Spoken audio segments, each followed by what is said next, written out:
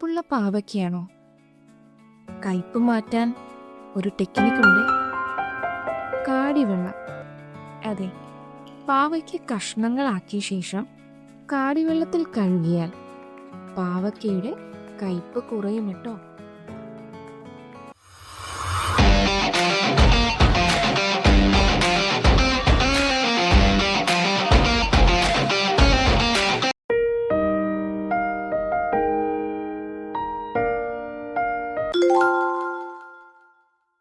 മുറിവ് പഴുക്കാതിരിക്കാൻ ഒരു വീട്ടുവൈദ്യം പറയട്ടെ. വേണ്ടത് ചെറിയുള്ളിയും വെളിച്ചെണ്ണയും.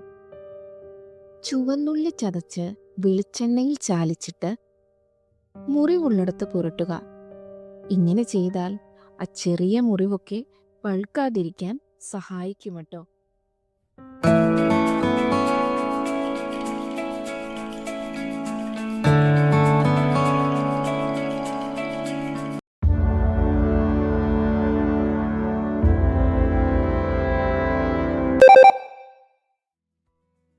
നമ്മുടെ ബിസ്ക്കറ്റ് വേഗം തണുത്തു പോകാതിരിക്കാൻ ഒരു ഐഡിയ ഉണ്ട് കേട്ടോ.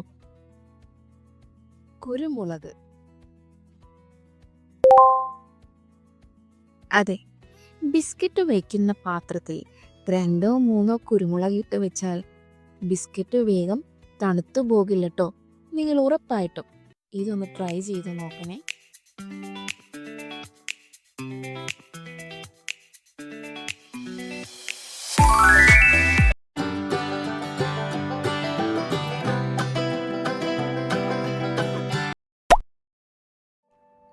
മുടി മങ്ങിയും ഉണങ്ങിയുമാണോ ഇരിക്കുന്നത്?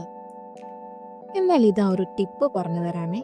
നമ്മുടെ തൈര് അല്ലെങ്കിൽ കേട്. തൈര് നന്നായിട്ട് മുടിയിൽ തേച്ച് വെച്ചിട്ട് ഒന്ന് കുളിച്ച് നോക്കണേ. നമ്മുടെ മുടിക്ക് കറുപ്പ് നിറവും കുളിർമയും ലഭിക്കും കേട്ടോ.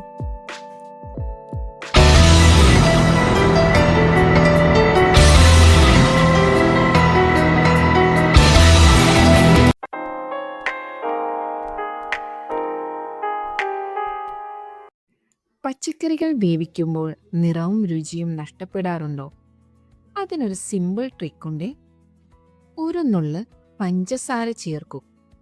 അങ്ങനെ ചെയ്താൽ പച്ചക്കറി വേവിക്കുമ്പോൾ അതിൻ്റെ രുചിയും നിറവും ഒന്നും നഷ്ടപ്പെടില്ല കേട്ടോ.